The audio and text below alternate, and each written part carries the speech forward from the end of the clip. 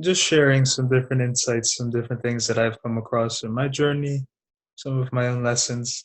Um, I like to say I'm no expert or guru, so yeah, just little tidbits that can be helpful.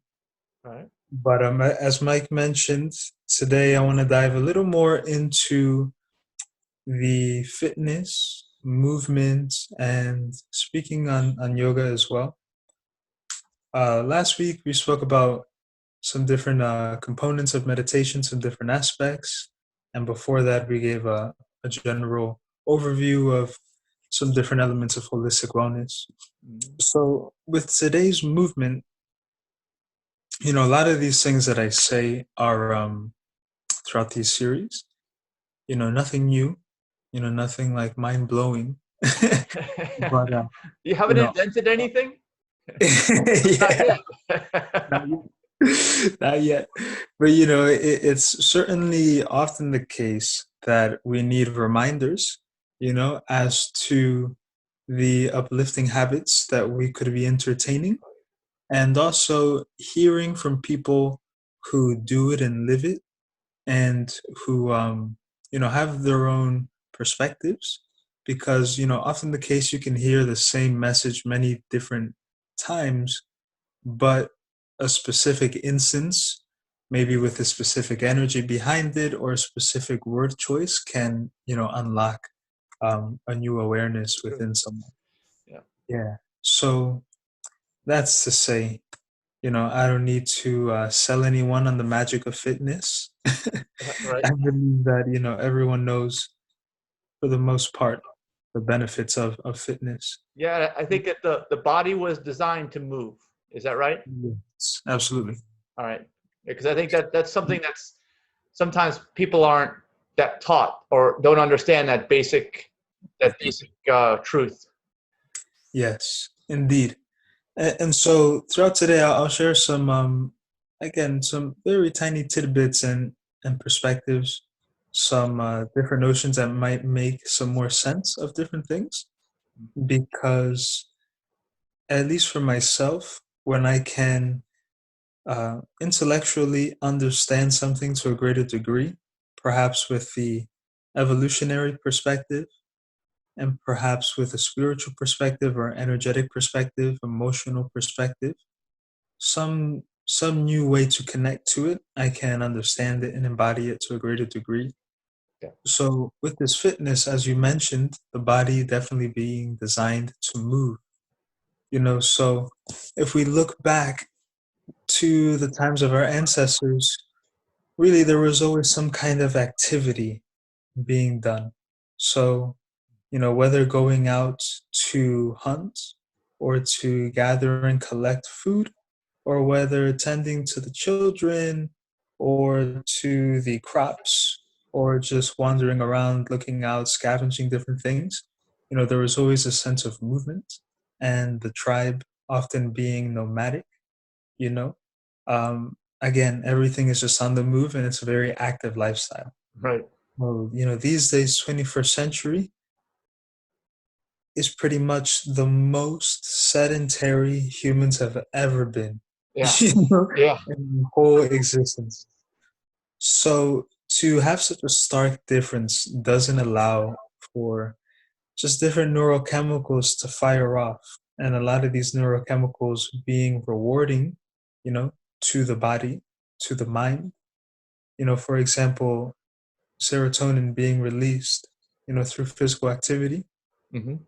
But if you're just sitting around, this isn't going to Not gonna release. happen. Yeah. So, yeah. So it might seem obvious again, but I think just like a zoom out general statement, there are a few key questions that one can ask if they're feeling a little off, whether a little lethargic, slumped, or anxious, or a little depressed. Some of these foundational questions that can be asked, is am I well nourished? Have I been eating well? Am I well hydrated? Have I been drinking quality water consistently, sufficiently? Am I well rested? Have I been sleeping enough? Have I been resting enough? Am I stressed?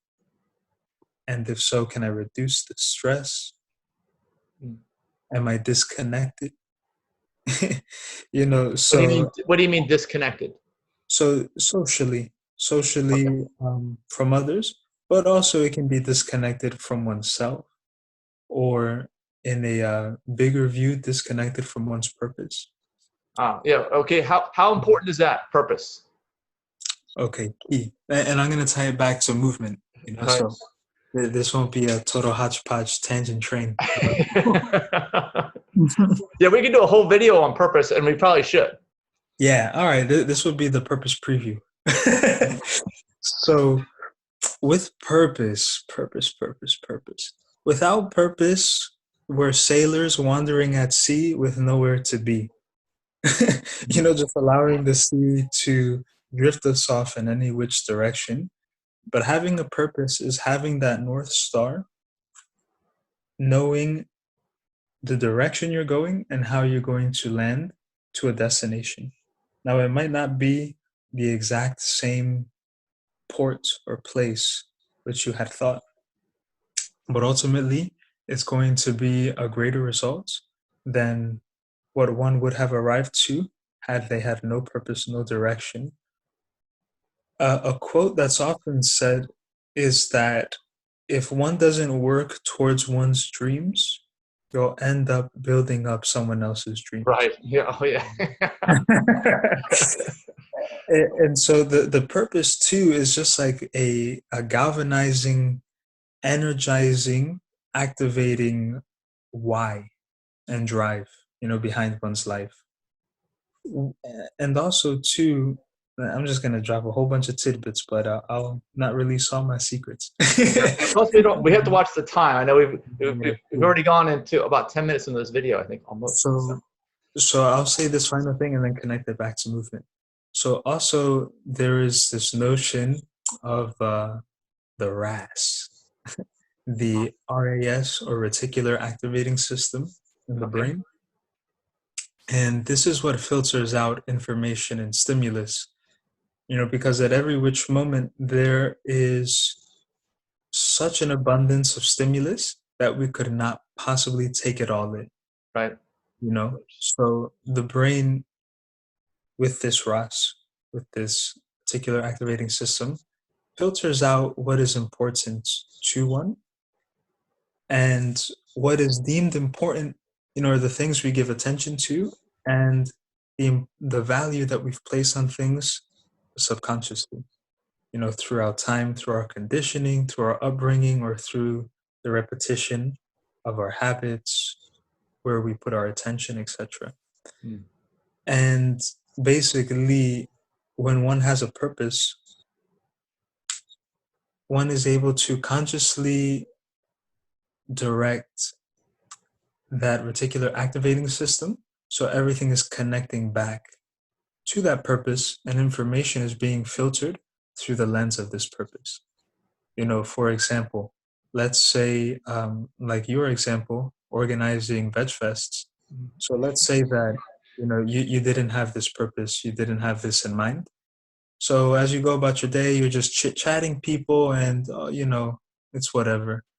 But then let's say you do have this in mind, and let's say that you are looking for a venue, and same conversation, someone mentions how they have, this awesome space that can fit an event for thousands of people, blah blah blah. And then since VegFest was on the mind, since you had that purpose, you can, you know uh, key information detected and then connect to it. All right. It's like that saying where when preparation meets opportunity, right? Yes, indeed, indeed, indeed. Yeah.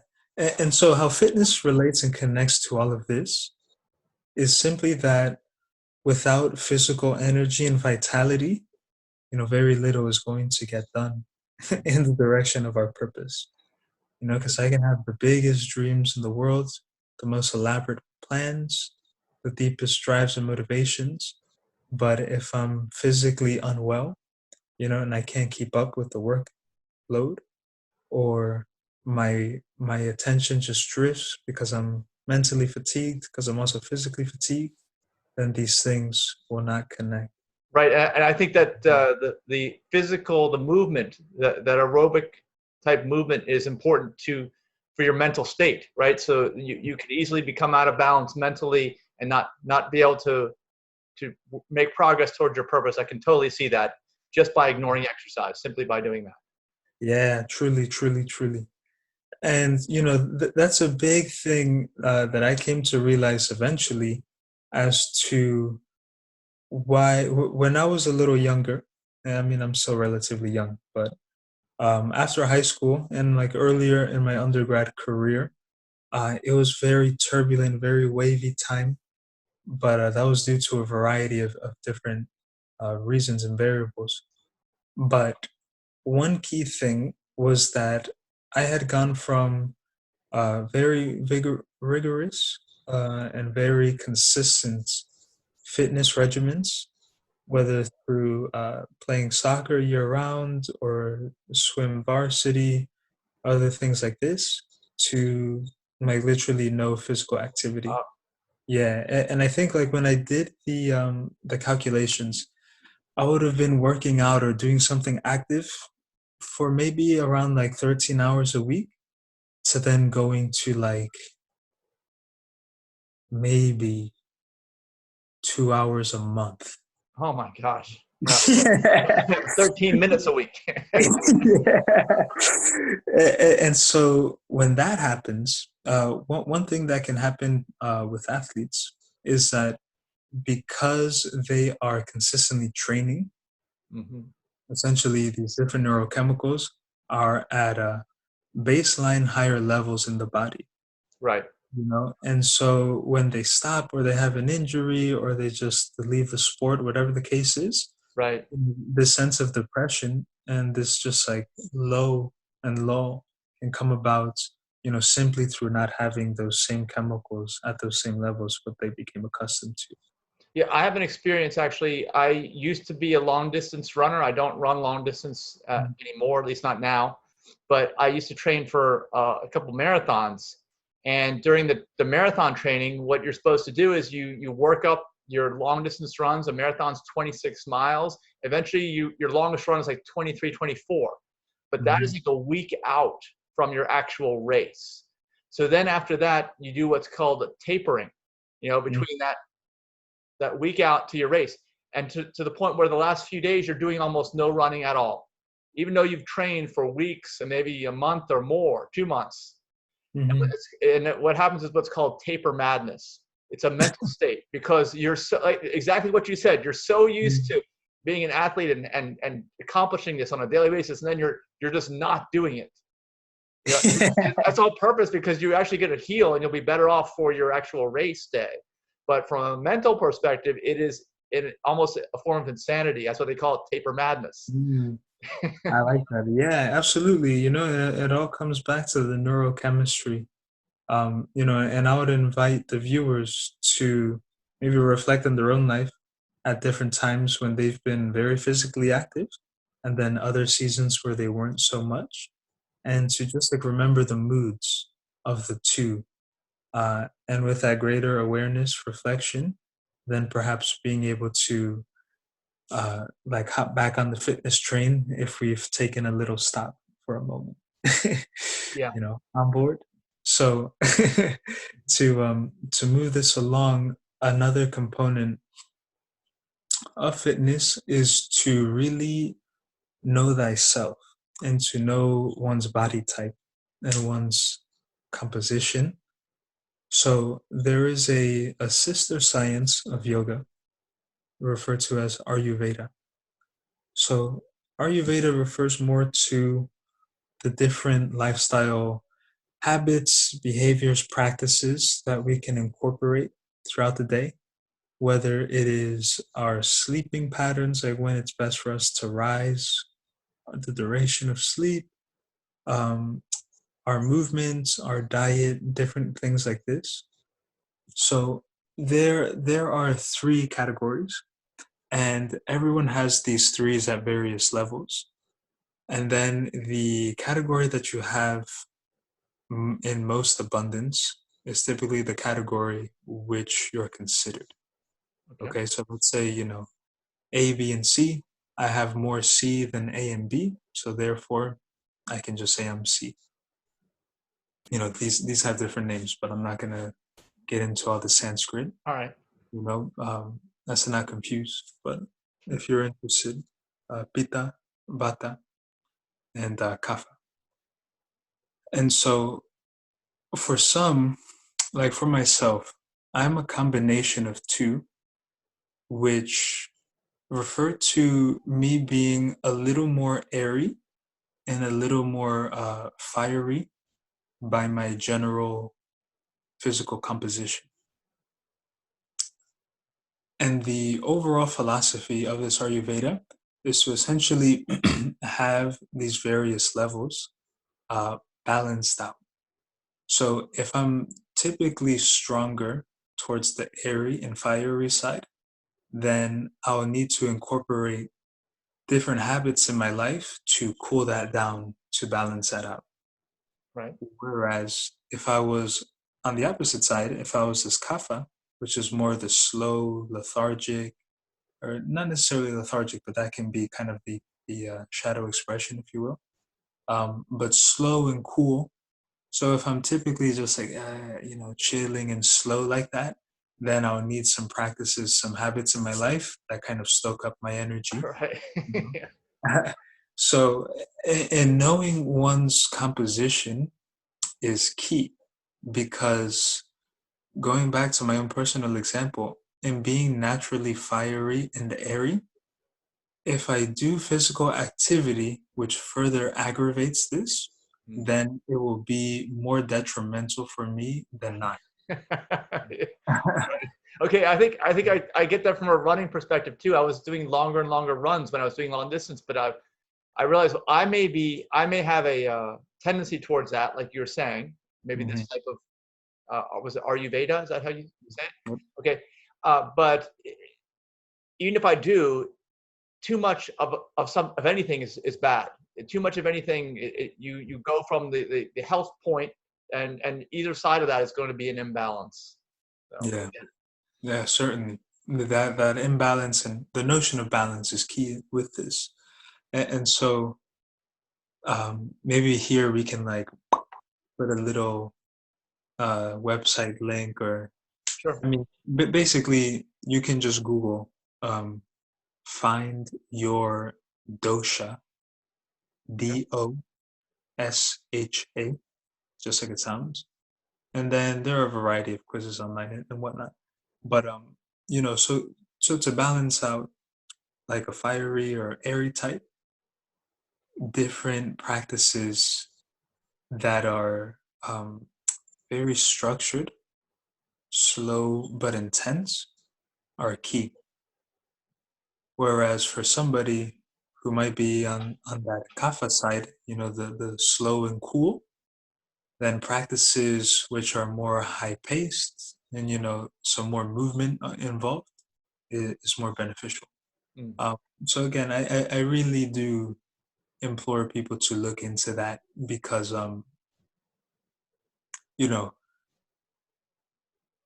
a big message coming out these days is stay fit, fitness, sign up for my free program, blah blah blah, etc., and and not knowing one's own dispositions, inclinations, compositions, then as I mentioned, not only can one kind of like burn out or just have a I mean, also like this isn't going to be deadly, you know but let's say if I were to do more high paced, high activity, then I'm going to burn out sooner than later. And then that's going to result in a longer period of not doing any fitness, Right. which will be even more detrimental. So it's just like a compounding kind of detriment if one doesn't align to what one's body naturally, needs. Okay. Well, needs is what you're saying. So Yeah. like this is different. Like this kind of sounds to me like, which is true with most things, and I suppose it's true with the fitness aspect of life, is that you need to get outside of your comfort zone. Because if you're naturally slow, you're naturally high strung or whatever, you're gonna have a tendency to go towards certain things, like you said, but you need to develop those habits that are going to get you outside of that comfort zone to balance Yeah, yourself. yeah, indeed, indeed. It's also like the notion of, wants versus desires. I mean, wants versus desires. Uh, Desires versus needs. Yeah. Yeah. Yeah. So yeah, just doing what one needs more so than what one wants, and Okay. they'll As be I let free. you know, we only have a couple more minutes, maybe 4 minutes left. So Okay, I know we excellent. tend to go on these things. Yeah, yeah, I love it. But so I'll speak some on yoga. Since I'm a yoga instructor, I can speak more so strongly on this. So again, yoga is something that I don't really need to introduce at this point. It's I'm just going to assume whoever's watching still at this point has practiced yoga or has been curious or is an avid yogi already. So I'll just share some of my own personal insights and benefits as to the practice and why I find it beneficial and important. And essentially, with the fitness and with yoga as well, a big part of it is about embodying different lessons that are learned from this. And I believe this is a notion that I mentioned in a previous video. But basically, what I mean by embodying, I mean that there is a capacity for the mind to know and to understand something, but then there's also a capacity for the body, to know and understand. For the marathon example, intellectually, I know, 26.2 or 26.6, whatever it It's is. 20.2. You got it. Okay. Um, I have an idea of what that is. But my body doesn't, running that long. Yeah. So that's not an embodied learning. So with some of these different practices and with yoga, just so many big lessons in life can be learned through this.